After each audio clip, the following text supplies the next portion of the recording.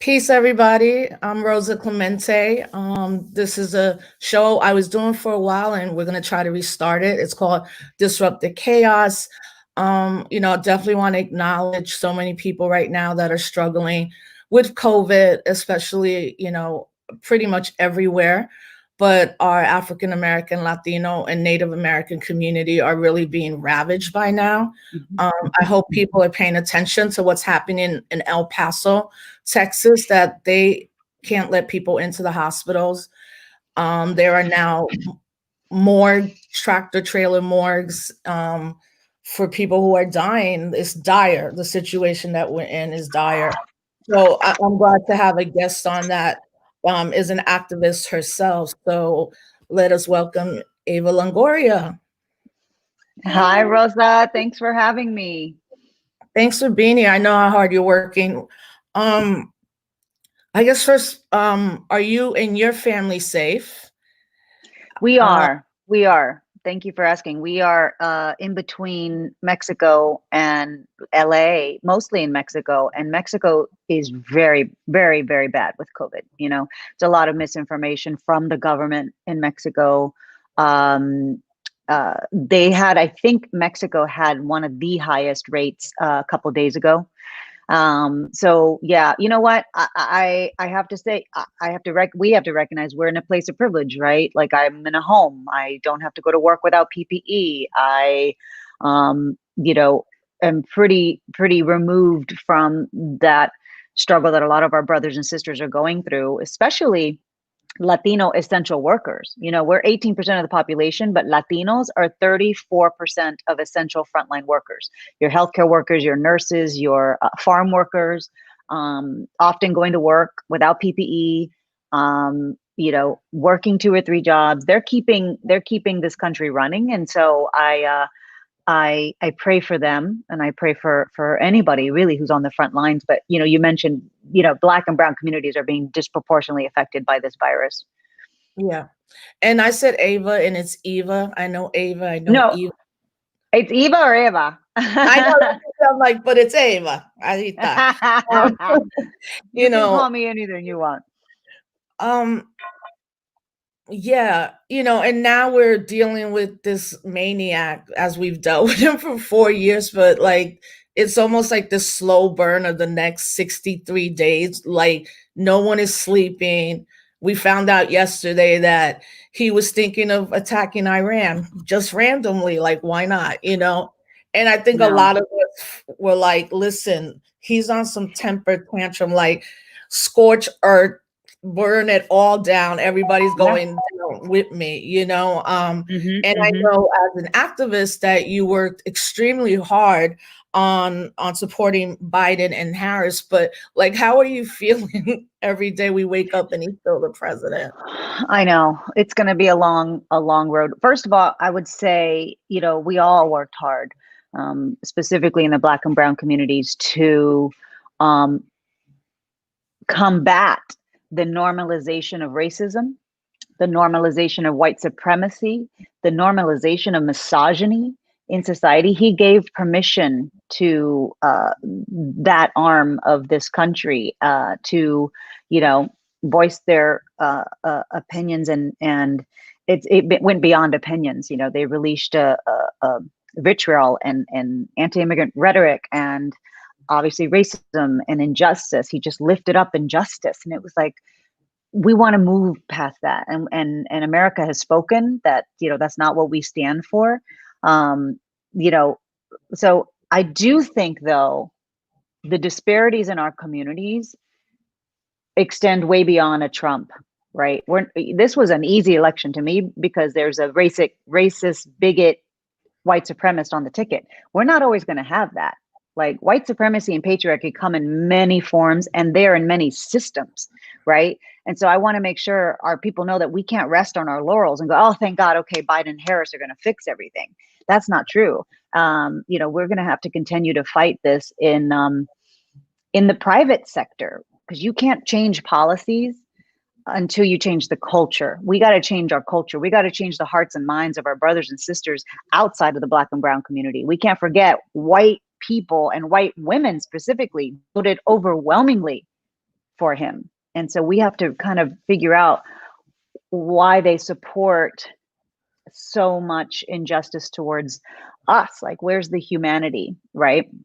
And then the other thing is, the last thing I want to say about COVID is, COVID has exacerbated a lot of the disparities in our communities, whether it's access to healthcare, access to even going to a doctor, access to get testing, access to good education. A lot of our kids don't have internet at home. They don't have a computer. They don't have a tablet. And now we've pivoted to online schooling. So most of Black and brown children are falling behind at a rate that they will never recuperate.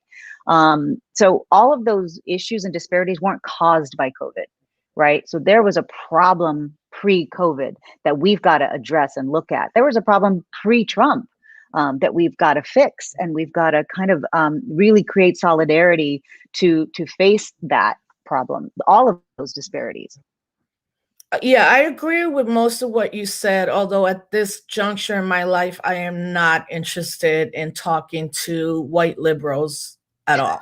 I'm like, I hear you. I'm not saying you don't. I'm not saying other people don't. I'm at the point where it's like, now every time I see 10 women, 6 of you voted for misogynist, which then also, you know, the way they framed particularly the white woman vote in 2016 was like, it was like the white women from Kentucky and West Virginia, poor Appalachia. I'm like, no, professors, CEOs, women that run big things. It's not this caricature of what a Trump voter looks like. I mean, I've been honest. I got people in my family. I don't talk to them anymore. I don't mean my immediate family, but the larger Latinx family, which I'm sure you have.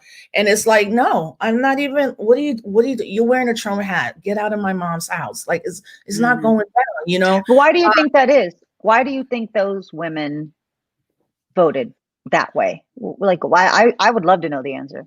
You know, I think part of it is just American psychological, this sense that we always need somebody to save us from something, right? Mm-hmm. And I do believe too that the ads that Trump ran were basically like, all these random Black and brown people are going to run into the suburbs and like basically rape your women and hit them and kill them.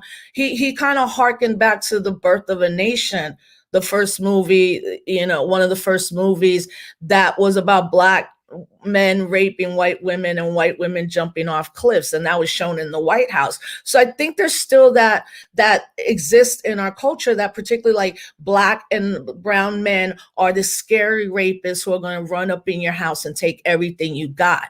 It's kind of the same way the ads that the Republican Party put out in Florida with around communism and socialism, right? So, but at the end, I think Americans have this need to like, one person, please come up with it all and save us. And now we have people like us, other organizers, activists, public people who are like, no, we, the people, we're the ones that save ourselves. And like you said, right after Biden and Harris are inaugurated, it's going to happen. I don't know if he's still going to be in the White House being dragged out by the military, most likely, but we're going to have to be on the streets making sure that the things that they said they didn't want, that the people want, especially the new Green Deal, happens. That also understanding if the Senate doesn't flip, they're going to do what they did to Obama. But in talking about... We still have that fight ahead of us. So I hope everybody in Georgia is paying attention, because that Georgia Senate runoff is the difference between blockage and progress. And we need to arm Biden with the progress that he's going to make. And I will say also, what you just said about, you know, it's I feel like what we're tapping into is patriarchy at its finest. Like, as I do look at Trump and I go, how could any woman vote for him? Even with what you said about, you know, well, they had an image of what a Biden administration would look like. And, but when he stood up there and he said that one speech where he goes, I'm going to get your husbands back to work. I was like, wow, there goes the female vote, because it's like, I think women today are now increasing as breadwinners in the household over men. And that just to me like was like, wow, how tone deaf that was to women everywhere. But yet women didn't hear that. They were like, yeah. You know, that the patriarchy is real. People are like, no, we've come a long way. I mean, when I ran with Cynthia in 2008, I always tell people now, when I look at that and process that if it had been a Black man, a Latino man, that they would have gotten more support from like the community, not the national community, but definitely the community and movement and organizers, because I had already been working in movement work for such a long time. I was pretty naive and was like, oh my God, the Green Party platform is everything we say we want. Like, why wouldn't people rock with it? And also understanding it wasn't like we were going to win. It's the Green Party. We can't even get on every ballot. But some of the comments made from brothers of mine, I was just like, oh, this is just straight up misogyny and patriarchy. Like, if you're on the ticket, it's good. But me having 2 women on the ticket, it's just the kind of things that people said was crazy. But let me see. There's a thing that came through the questions. Someone said that you can't come, for me, that you can't come for white women when Latinos are dangerously anti-Black. Do you want to comment? Yes, in a second. Yeah. And I think it's important that people also know that the mainstream media did a horrible job. The poll watchers, all these white men who always get it wrong. I don't even know how they keep their jobs because they're so wrong all the time. But there's been misinformation that Latinos overwhelmingly voted for Trump. Is just not true. The numbers tell us it's not true. The numbers tell us specifically 92% of African-American women voted for Biden and Harris. 76% of Latina women voted for Biden and Harris, okay? Plus more people voted than ever. And this is the biggest demographic of young people, particularly Latino young people from 18 to 24 who voted and had never voted before. So let's get into like last week with the interview you did with Aaron over on MSNBC. So it's funny because I told you I don't ever really watch MSNBC and CNN, but I put it on and I was like, oh, Eva's on. Oh, cool. You know, and I heard everything you said. And then the moment you said, but the real heroines, I was oh no, this is not good. I was like, let me call Carmen Perez. So for folks that want to know, Carmen Perez, Monica Jimenez, Ava and America Ferrera have started a couple months ago. She said where they're having a lot of presenting a lot of Latina women that you don't hear the voices, but also a digital home and platform. So I was like, Carmen, listen, if you get a chance, can you hit Ava up? Because I have to do this Instagram live. And part of the Instagram live for me, it wasn't just how you said it. It was that, you know, it's also comes within the context of particularly like African-American women always being erased, you know. And while I was doing the IG, somebody's like, well, you're erasing Black women now. And I said, listen, I consider myself a Black Puerto Rican, but I also know the African-American struggle is a very different struggle, you know, and I know it and I study and I respect it and I'm part of a longer struggle. But, you know, so then we got on the phone and then we all talked the next day. Once you were like, oh man, I stepped in it. Like, what was the reaction? Yeah. Let me tell you, first and foremost, I was wrong. I was absolutely wrong in the words that I chose in that moment, because words matter. And I really believe that. When I was doing the interview, I was trying to hurry up. You know, these segments are like 3 minutes and this is not an excuse or defensiveness. And so when I was like, get out how Latinas did amazingly. And unfortunately, I said it right after a Black statistic. And it was wrong because I hear you and I heard everybody. My sisters called me, you know, my Black sisters who were like, whoa, babe, that stung me. And I said, the minute I heard it back, because I was like, wait, what happened? And then I said, oh, wow. And it was wrong. And I apologize, because how we say things creates emotional poison and it taps into pain.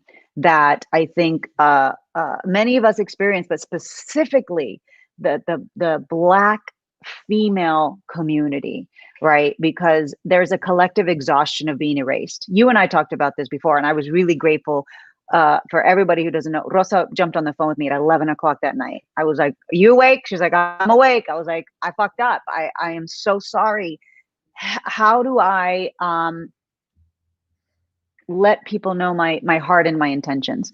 Because I have been an activist for a long time. I do fight for Black and Brown communities. I do care about my Afro Latina and Black Latina sisters, who you walked me through brilliantly, of not of all, often being marginalized in both communities, right? Not belonging here, not belonging there. And so what I found was, I have no ego in it. I am okay to be corrected.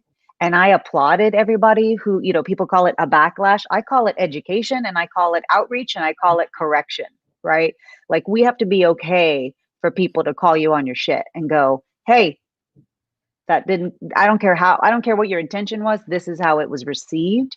And I was okay accepting that correctness. I really, truly am okay with that, because I want to listen and learn. And I talked to you that night, and then we had a war room the next morning of Carmen and you and Yanira and everybody who really cared about progress. You guys weren't stuck on I'm canceling you, Eva. We're done with you. You each said there is a pain we tapped into that we never talk about. And that's why I'm glad somebody asked the question, which is the anti-Blackness in the Latino community. And we don't talk about it. And you and I were like, hey, let's figure out how to use this as an opportunity for deep solidarity building. Because if we never address that pain, that historical pain that has come from the Latino community towards our Black brothers and sisters, it will prevent us from uniting. It prevents that coalition. It prevents our communities from coming together. And we just saw, when we come together, we're unstoppable. Look at what we did with this election. And not only Black and Brown sisters, our Native American Indigenous sisters, right, who rode to the polls on horses. And so for me, I am sorry that my pain, my words contributed to that pain, because I should be more responsible than that. I, who am conscious, I'm very conscious of this moment, and I did it, and I fucked up. Imagine the people unconsciously doing it, and imagine the people who are consciously trying to hurt us, right? So if I unconsciously did this mistake and was like, "Oh, come on, you guys, you know what I meant," that's not modeling the behavior that needs to happen. Which is, what needs to happen is like, "I'm so sorry. Let me hear your pain." And I have welcomed this conversation. I welcome the conversation you and I are having, because a lot of us have blind spots. And I think we have to rise up to when somebody shows you your blind spot and they go, "You missed it." And I said, I missed it. And I'm sorry for that. Well, there's a lot of comments coming in from especially women saying, "Thanks for the accountability. It is appreciated." And I mean, for me, that's how I roll in movement spaces now. The more I've been in it, like, just take accountability and keep moving forward, but also, not being flippant about it. I don't want okay, guys, I'm moving on. Yeah. Can we just get over? That's not the point. The point is, I felt it and I heard it, and I wept with you, and I wept with Carmen, and I wept with my other sisters who really cared about me getting this right. And I want to get it right, because I want everybody in our community to get it right. We got to get it right, because we can't do this alone. Latinas can't do this alone, and Black women can't do this alone, and everybody in between, Afro Latinas, Black Latinas, we can't do it alone. We have to stop being siphoned. And so I really, really want to use this opportunity to figure this out. Let's figure this out and have these conversations that are hard and uncomfortable. But I have no ego about it. I really was sorry. Yeah, no, you were, everybody felt it. Everybody's feeling it now, and it is important. But if we look at the bigger picture too, what I'm always trying to tell, especially younger students when I'm in the classroom or mentoring them, is that, America's anti-Black. The world is anti-Black, right? And first, people have a very not a great even understanding of the transatlantic slave trade. Because Yeah. when we taught about slavery, it's like it happened, Martin Luther King, Black people are free. That's like what you learn in high school. But if you look at actual records, right, and let's say 60 million Africans, 70 million were taken and used as labor and sold off. Most of those don't end up in the United States of America. About 350,000 do. So people go where the rest? In Brazil, in Cuba, Puerto Rico, the coast of Mexico, Panama, Dominican. and what we Dominican Republic, what we larger know as like Latin America. And I'll Right. use that term, but geopolitically, Puerto Rico doesn't fit in Latin America because of our colonial status. But the more I dug into that, then I began to look at the records in Puerto Rico. And by the late 1880s, they were one of the islands that took the longest to abolish slavery, but also one of the islands where there were many slave revolts, some of the first. But if you look at Puerto Rico, up until the mid 1990s, they didn't even teach about slavery in Puerto Rico. And I think I try to get people to understand is like when I was growing up, I was Puerto Rican. That's it. It was like it was not a discussion of white or Black. You're Puerto Rican, Boricua, your family's in Puerto Rico. This is why you speak Spanish. These are our cultural traditions. I had to go to college and be confronted with the truth to begin to call myself an African descendant. And then within movement now, call myself a Black Puerto Rican. And I think, although we're having these discussions, like you said, I think it's now time that we figure out how we as Afro, Latina, Latinx, Black, Latino, Latinx people are going to be represented. I mean, to this day, if I keep this show going, I might be the first. I shouldn't be the first. You know, if I am, that means my responsibility is bring in other people and build a pretty powerful, hopefully, a media collective. But that anti-Blackness has to be rooted out. And usually the way it's rooted out is when someone that you care about or your comrade will be like, yo, wait, hold up. No. Or it can be rooted out by saying, listen, I'm not going to the family gathering if you're going to keep using the N-word. I'm not going to subject myself and my family to that. Important. Yeah, because look, conflict and debate are not bad things. They're necessary. Like they're necessary. So as painful as this last week was for me personally, it is a good thing that we had this conflict and debate to open up the conversations. And these conversations, you hit it right on the head, don't need to happen with us in our bubble. They need to happen at our dinner tables.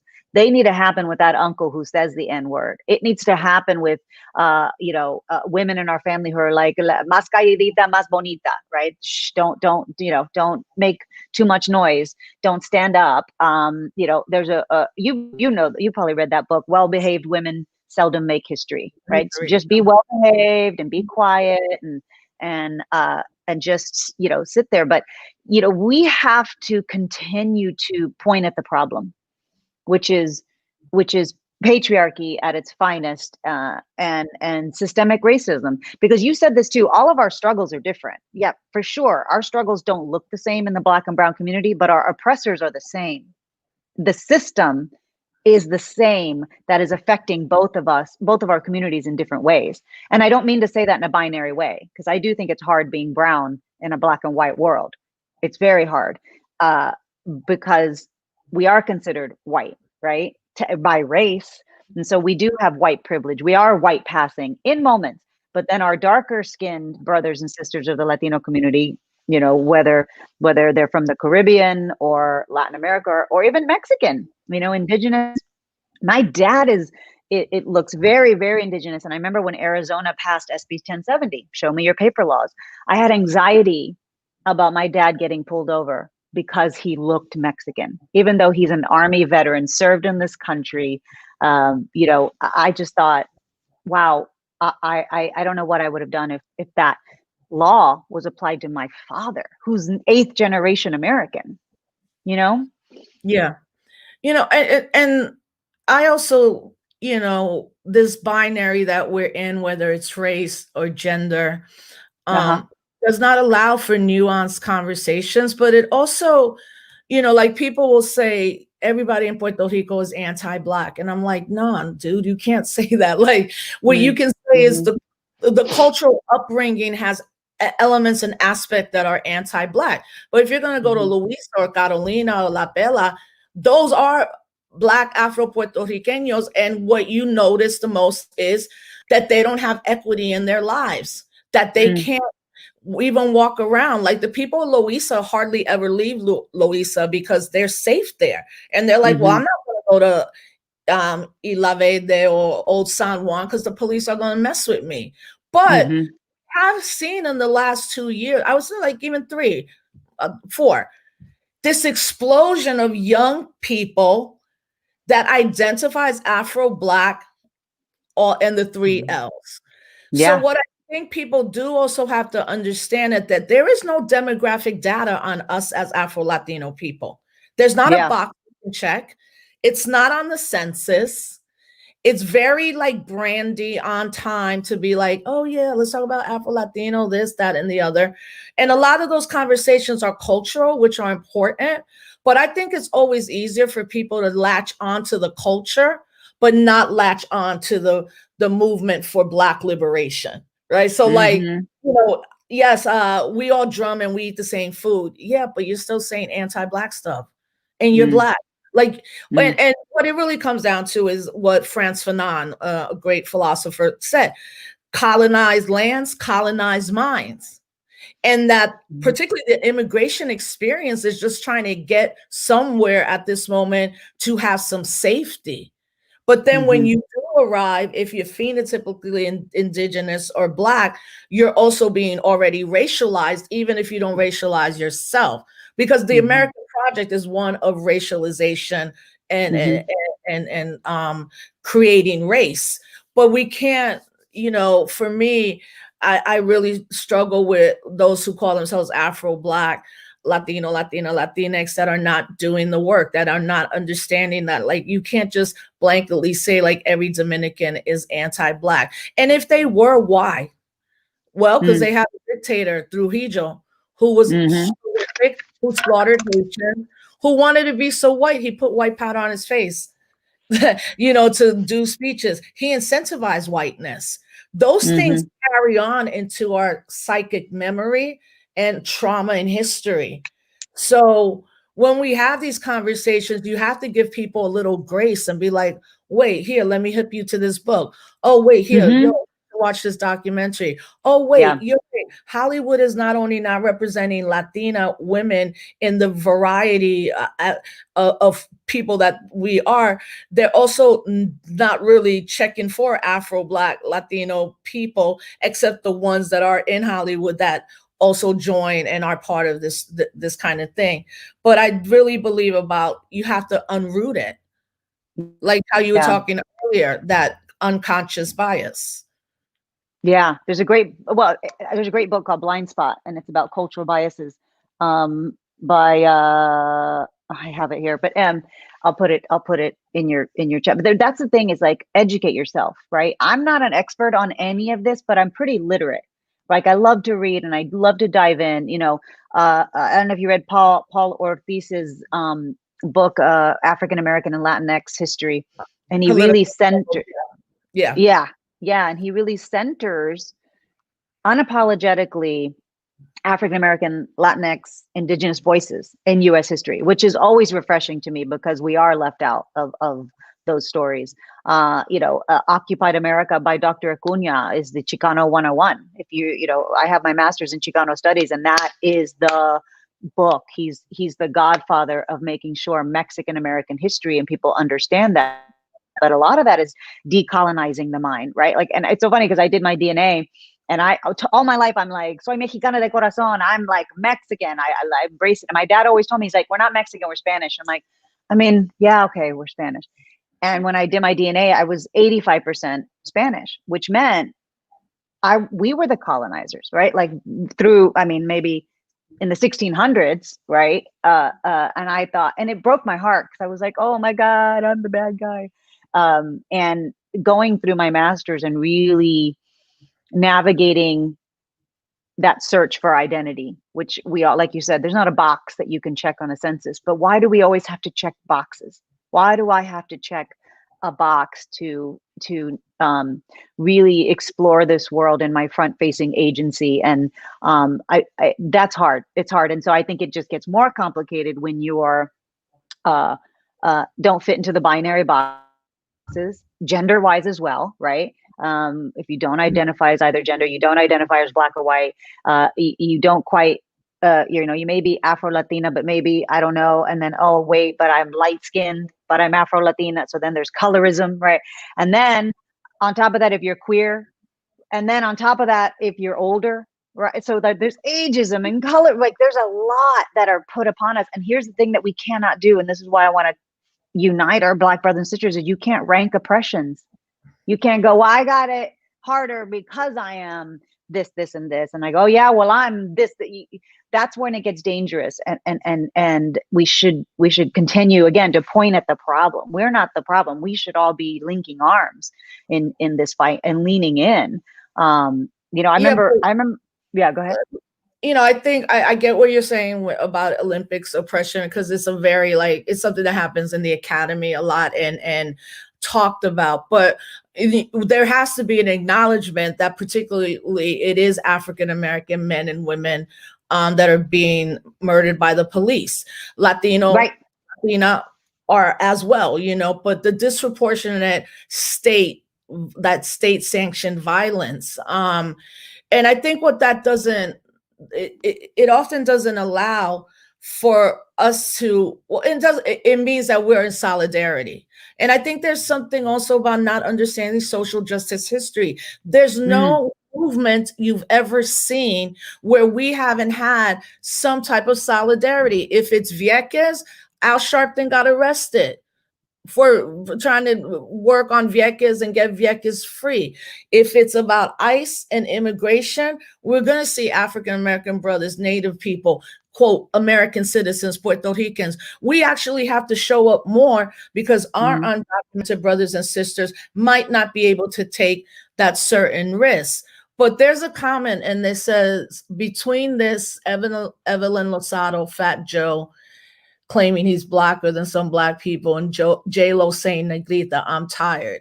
So what I want to say to Faye is that we also have to look at this outside of a celebrity context, even though we have people may consider Eva just a celebrity, but she's an activist as well, and I'm always like, we got to stop looking to especially rappers and musicians to be our political leaders. I mean, unfortunately, I don't know nothing about J-Lo. I know that she's made a very interesting career choice where she actually never plays a Puerto Rican woman in most of her movies, and has never been really outspoken. And that Fat Joe comment comes within the context of him growing up in the Bronx with African-American, other Caribbean folks, never really went to the island till he was older. And I think now there has to be an understanding of this new generation of Afro-Latino, Black Latino people who were born here, never been to their homeland, don't speak Spanish, and are in communities that are working class communities that include Africans from the continent, African Americans, Dominicans. And we're raised in that. But in being raised in that, it's like what you said, you got to look at your dad and be like, wait, we Spanish? Then we have a lineage of colonialism? Like, you have to unroot that for yourself. Yeah. But that's a lot that people also are unrooting, especially as the holidays are coming up. There's, always conversations, but you're right on about that. I do. And I want to say, have those conversations with grace and have them with a viewpoint of taking your ego out and really being armed with information, right? Like, that's how I feel when I talk with my Republican friends, not Trump supporters, but my Republican friends. Girl, who I know. I'm from Texas. It's bound to happen. I know. Okay. Republican friends who did not vote for Trump, who did vote for Biden, right? But I remember you having those conversations, because we have to somehow at the end of the day understand we are more alike than different. And so how do we find those similarities and unite? And so give people grace in those conversations. I'm not saying that racist bigot in your family and don't call them out on it. I'm saying, you know, let's find allies. We need allies, because we can't, Black and brown community can't do this by ourselves, you know, and sometimes we just talk in our bubble. We need everybody to come on board. You know, I want to say it was Cornell West. Somebody came to my college and spoke, and they said, which is true, there's never been major legislation or a huge legislation done without civic disobedience. The women's suffragette movement, it wasn't a politician or president going, hey, you know what, we should give the women the right to vote. No, women had to you know, get out in the streets and protest and hold the signs and say, we deserve a vote. So the women's suffragette movement wasn't for women. It was for everybody else who didn't understand women should have the vote. The Black and the Latino civil rights movement wasn't for Black and brown people. It was for white people who didn't understand why we should have rights and be equal to everybody else. And so he mentioned that of how, like, these movements aren't for us, they're for you, the majority of white people who don't understand why we deserve equality and justice. And so we're going to have to continue. You mentioned it earlier about you know, being out in the streets, and once Biden's inaugurated, we still got to be in the streets. We still got to make our voices loud, because that's the only way things will continue to change, is if the people, we the people, keep putting that pressure to say this is how it should be. Yeah, I think that's what I was Yeah, but you know what, and what you said with you know, how white folks should be allies, like, I push back on that, and the reason I do is because either you're an accomplice for justice. I mean, I hate the word ally. I'm like, no, that's just another kind of academic, you know, visible movement term, right? As opposed to, like, you know, the citizenship that African Americans have is not true citizenship based in equity. But also I push back because them white people know what they're doing. They know what they're doing when you're talking to them, right? And the thing is that the reality that I see is that there's so much angst in white people and whiteness right now. They're being hit by the truth right now that this country is about to be on the precipice of majority Black and brown.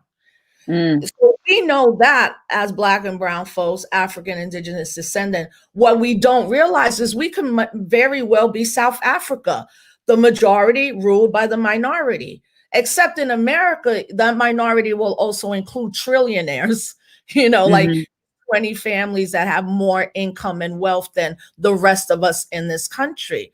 You know, so these conversations, like everybody's saying, it's painful. We have to listen. There's a lot of decolonizing to do.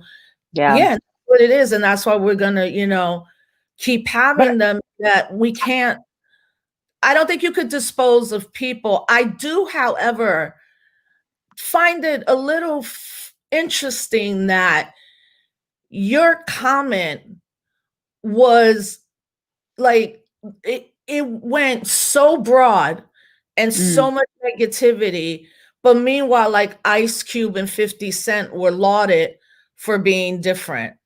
Like, oh yeah, go ahead, talk to the Republicans. Oh yeah, another Black agenda. I'm like, listen, we don't need that shit no more. And who are you as a grown man to want to be, you know, with a white supremacist? But the comment that you made even trended higher. And I'm like, that again is misogyny. It is the patriarchy. But part of it is too, because I think your history as an activist and being on the ground, it probably just, it hurt. It hurt people, and you addressed it.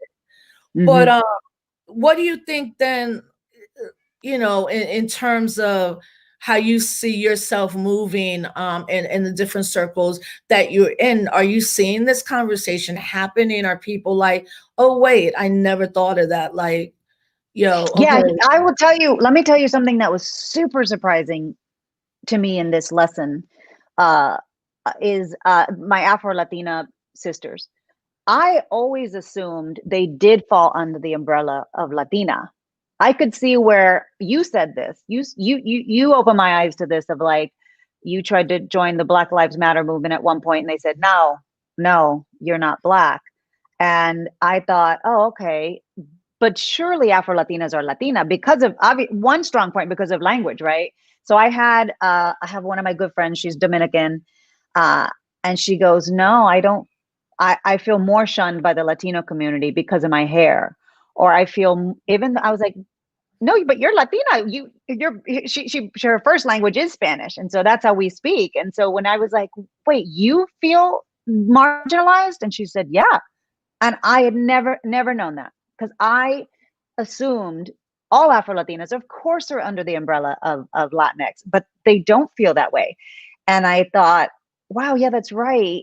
That's right. Because, and you're right, we shouldn't use a lot of celebrities as examples. We should use everyday people, and how do they navigate their life? How do they have to go through life not feeling ni de aquí ni de allí? And I found that hurt my heart, because I think I need to do more there. I need to dig deeper into making sure we are inclusive of our Afro-Latina and Black Latina sisters. Yeah, and so for me, when I ended up moving to California, it was when Black Lives Matter was really rising. Mm-hmm. And the first meeting I went to, I was told that. And then I went and got my daughter and then came back into the meeting. I'm like, I'm not going anywhere. So I did, and Alicia too, we were part of Black Lives Matter, and we're still part of it. I'm not active as other folks are, but I support Black Lives Matter. And one of the reasons too was I'm at that age where I'm like, you're not going to tell me to leave. Like, you're not going to define who I am. You're not going to, you're not going to tell me that I can't fight for this politic, or ask me why. So, and my follow-up to that is, I've always been more received in like Black studies circles, Pan-African, Black nationalist circles, like always. But wow. I do recognize now that particularly what's happening in Puerto Rico with this whole rising generation of Afro-Black Boricuas, that I'm like, that's the work. I've been doing this for 20 years. Our godmother to all this is Dr. Maita Moreno Vega, and everybody go look at who she is. Go check out her TED Talk. But what she always told me is, she's like, you're not going to fit here. You're not going to fit there. You're never going to fit anywhere. You were born on the margins. You're going to die on the margins, and do the work. That's my mentor. So anytime I'm like, oh my God, Maita, she's like, okay, so what are you going to do about it? Okay, then that's it. What's the solution? You know? And the other thing, I think along those same lines, people go, anytime, I think this advice for anybody who has to go through an uncomfortable moment, you have to remember why you're doing it. Why am I an activist? Why am I fighting for the Latino community? Why am I fighting for women's rights? And if you keep going back to that, then nothing stops you. You know what I mean? Like, I'm using this as a learning experience. I'm listening to so many amazing people. And what I have really found is there's more desire to unite our communities. Everybody's like, yes, okay, now let's unite. Like, everybody wants to move forward. And I found that incredibly inspirational, because, social media is not the end all be all of truth. It's a very specific medium. But if you get out of that into a larger conversation like we're doing, I think you come to find that people do want progress. People do want solidarity. And that was refreshing to me. And that's where I'm focusing my energy. Like, who wants to come together? I'm here. Let's do it. And we've created this amazing friendship. We're doing a lot of work in Georgia right now, and really trying to get the Latino vote to come out with our Black brothers and sisters there, to make sure, because there's always a huge fall off in a special election, specifically with communities of color. And so we got a lot of work to do within the next 30 days to make sure that for the betterment of this country, we show up again. And before we wrap up, something you did say about, rights having to be legislated. So, like, we celebrate women's suffragette, knowing that Black women were excluded in that, So I wish that more Black and Latino women who were visible and celebrated that would be like, but Black women didn't get the right to vote. And in fact, some of the suffragettes were very clear. They're like, there's no way we're going to let these Black men get the right to vote before we do, right? Yeah. But what it is that we have to also question a country that always we have to have our rights legislated to us, as opposed to we have the human right to be who we are, for water, for medical. Like, these are human rights things. It's not, but it has always been in this country. Well, we'll legislate affordable housing. We'll stop redlining. Well, those things live on in a different way. But how Yeah. we've been talking about systems, at the end of the day, if you don't understand white supremacy and its first tenet is to divide and conquer, Yep. then we end up not by having conversations like this, but we'll find a way not to be in solidarity with the very people we should be in solidarity to. So Yeah. as you said at the beginning, we have to have, like, people who have this information, maybe a little frustrated right now, have some grace, because if you just look at the fact that there are dying people. This nurse said yesterday, I'm sure you heard this. This nurse had 5 patients die this weekend. And instead of the patient wanting to, unfortunately, get on a ventilator or talk to their family before they did, they were telling her, this is not COVID. This is not real. This is a conspiracy. You did something to me for me to die. She was on she was on CNN last night. I'm like, if there are people, half this country, who literally thinks COVID does not exist, or that it's a grand conspiracy to kill Republicans and the right, imagine the patience we have to have and grace we have to have when we're talking about issues that hurt and impact our lives. And once you come to an understanding of who you are and how you identify, it changes you. Therefore, it changes the nature of your relationships, or if you want to even be in certain relationships or spaces. So there were so many good comments. Well, I will say, what you said, we said, you and I both mentioned about, kind of read up, get literate about some of this stuff.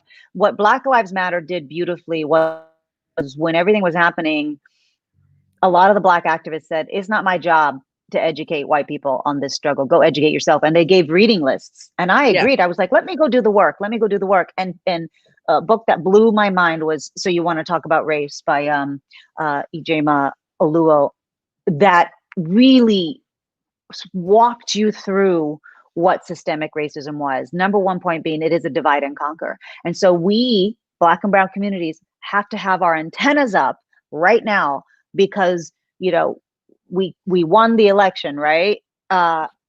So that means there's a side of this country that's going to pit us against each other, and we cannot let that happen. There is going to be a strong effort to divide and conquer communities of color, and especially, by the way, our Black and Latino brothers. Again, going back to patriarchy, if you see the difference of the amount of voting numbers, it was the men in both of these communities that need to do better. And so we have to make sure that we bring our brothers along with us. And going back to your point about the suffragette movement, I just spoke this morning to Congress. I testified in Congress for the National Latino Museum of American Latinos and the National Women's Museum. So both of these pieces of legislation needs to get passed so we can establish a women's museum and a Latino American museum. And I gave an example of, there's a statue of Susan B. Anthony. Who else was it here? Let's see. There's a statue. The National Women's Party presented Congress with a statue of Elizabeth Stanton, Susan B. Anthony, and Lucretia Mott, 3 white pioneers of the women's suffragette movement. And it had an inscription on the statue, and it says, "Justice, not favor. Men, their rights, nothing more. Women, their rights, nothing less." Congress at the time in 1920 deemed the inscription blasphemy, and they removed the statue and moved it to the basement of Congress, where it remained for 76 years. So, and just now, some congresswomen have dedicated themselves on both sides of the aisle to get that monument that statue out of the basement. And that monument now lives in the rotunda of the U.S. Capitol alongside Martin Luther King Jr. and George Washington. But And that's see, still not the complete story, right? So I you mean, go, if it was that hard to get 3 white women the out statue, of, imagine how hard out of to the include basement, you're out like, of the basement. What about right. us, right? Like, what about the Black, white, Latina, I mean, the Black, Latina, Asian, Indigenous activist who struggled for that suffragette movement? So that's just a complete example that mirrors our struggles today that we fight as women and as women of color. Because if it took a long time for them 3 white women to be up there, like, I know. I'm what's like, our chances? and who should be there is Ida B. Wells Barnett, because she was at the marches and she was like, we're Yeah. not marching in the back. You know, and what Ida B. Wells did after that was dedicate herself to recording the Red Record and recording many lynchings. And if people read her book, she also in the book sites for lynchings that happened in what would now be Southwest Texas, originally Mexico, and that a lot of people don't know the number of Mexican men that were also lynched. So I'm like, it serves the system for us not to understand we have these particular histories. So before we wrap up, I'm just going to put up a couple books for folks, because that's how you got to do. You got part of the work is reading. Part of the work is read. This is you know, like the beginning. It's called the Afro Latina Reader. It's an anthology, poetry, prose, politics, sexism, queerness, all of this in different articles. This is a great anthology. I put on before, probably the book that most changed my life, Black Skin, White Mask. It's really good. Then because he's like my hero and everything, and Schomburg, a lot of people don't know he was a Black Puerto Rican. That's a great diasporic Blackness. Oh, that's a good one. And for those that don't know, you heard of Schomburg, but a lot of people think he's German. He's a Black Puerto Rican exiled from Puerto Rico for fighting for independence. He was also part of the beginning of the Harlem Renaissance. 2 more real quick. The godmother to all of us, Dr. Maita Morena Vega, The Altar of My Soul. And then the last one I'll put up, poetry, Where a Nickel Costs a Dime. There's a poem in here that pretty much for all of us in the 90s and early 2000s living in New York, it was probably the poem that gave us like, oh, this is who we are. I won't read the whole thing, but I just want to say one part of it and then let Eva have the last word. He says, Mira, pana mia, yo no soy moreno. I just came out of Jerry's Den and the coconut spray on my new Shape Up is smelling fresh all the way up 125th Street. I'm looking slim and I'm looking trim. And when my compa David saw me, he said, Coño, papo, te paraste como un moreno, paña. Word up, kid. You look like just a light-skinned moreno. Excuse me. What I told you, you Black, my brother. Damn, I ain't even Black. And here I am suffering from the young Black man's plight, the old white man's burden. And I ain't even Black man. A Black man I am not. Boricua I am. Ain't never really was Black like me. Y'all leave that boy alone. He got what we call the nigger ricking blues. I'm a spick. I'm a nigger. Spick, just like a nigger. Neglected, rejected, oppressed, and dispossessed. From banana boats to tenements, street gangs to regiments. Spick. I ain't no different than a nigger. And this is from Willie Perdomo's book. And for me, every time I read this, I'm like, this is exactly what it is. Like, we are on the receiving end of white supremacy. That's the system, all the isms. But these conversations are important so we can bring more of our people to the table where they don't have to feel uncomfortable or not being able to be their authentic self and how they come. So I'm going to give you, first, thank you so much for coming on. I know you're doing so much work and we're working.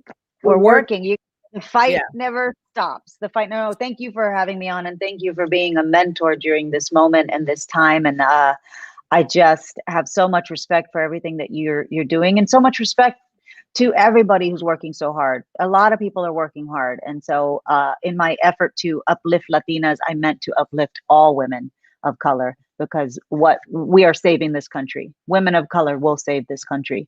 This is my Bible, Occupied America. This is Chicana 101, Yes. Dr. Acuna, really talking about, our history. This is a great one. It's really specific about the rise of the Mexican American civil rights movement, but this is a sign. This was a sign up in restaurants, right? Like there's a great documentary called A Class Apart about the first Mexican American lawyer who argued in front of the Supreme Court, because he said, we're not Black and we're not white. So we too have to ride in the back of the bus. We too cannot serve on juries. We too cannot drink out of the water fountain.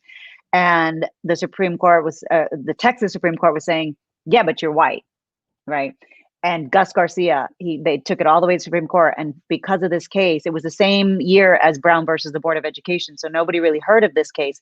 He was the first Mexican-American lawyer. And when he got up to the Supreme Court, they said, sir, do you need a translator? And he said, well, if you don't speak English, I can get one for you. I mean, he was like, we are here. This is our country. We've been here for a long time. And he won that case. And because of him, we get to serve on juries, because Mexican Americans and Latinos should be judged by their peers, right? And so it was never that way. That's a great one. Well-behaved women seldom make history. These are very academic. Bad feminists. I love Bad Feminists. Roxane Gay is fantastic. But I just think, and then, so now you want to talk about race is my other favorite book. And I'm just grateful for these conversations, and they should be continued to be had. And I'm of service to us. I really am. And I hope everybody understands, the totality of who I am and what I want to do. And I appreciate you, Rosa, for giving me this space and for your voice in this movement. It's very important. Oh, thank you. Thank you, and thank you for modeling what it looks like to be accountable and keep it moving. Like, we live in a country of particularly that male masculine behaviors to never say, I messed up. What do I do to make it better? So shameless little plug. Yeah. If you want to see this show, I want to bring it back. Eva's giving me some tips on how to do it. But I am going to probably have to start some type of campaign. So I just want everybody who watched today, please share out all the other episodes we've had. We had Cornel West, Drew Dixon, Robin Kelly, Linda Sassur, Carmen Perez, Eva's now on the list, kind of thing. Or you could just give me something to donate and I'll keep it tracked. We're trying to hire 2 producers, clementerosa@gmail.com, or just hit me up. But I know that this is necessary because I know representation is necessary. And there is no reason why, if we are 65 million, quote, Latino, and a quarter of us are Black, there's 15 million of us that have no representation visibly or behind the scenes. And I know that She Sip Weather is one of the organizations that is making sure in those spaces that we are represented. So thank you, Eva, for taking time. Thank you for our growing friendship. And, thank you for the work you do, girl. I know you're going to be in Georgia for like the next 30 days, not sleeping. We're leaving. We're going now, and we're going to be there. Back. I won't be going, but I got your back, girl. We're gonna make it happen. We got to make it happen. But thanks everyone for this conversation, and everybody who's listening. Spread the link, spread the word about where people can watch more of these conversations with Rosa. Okay. Well, cuídate. Gracias. Bye, hermana. Okay. See you soon.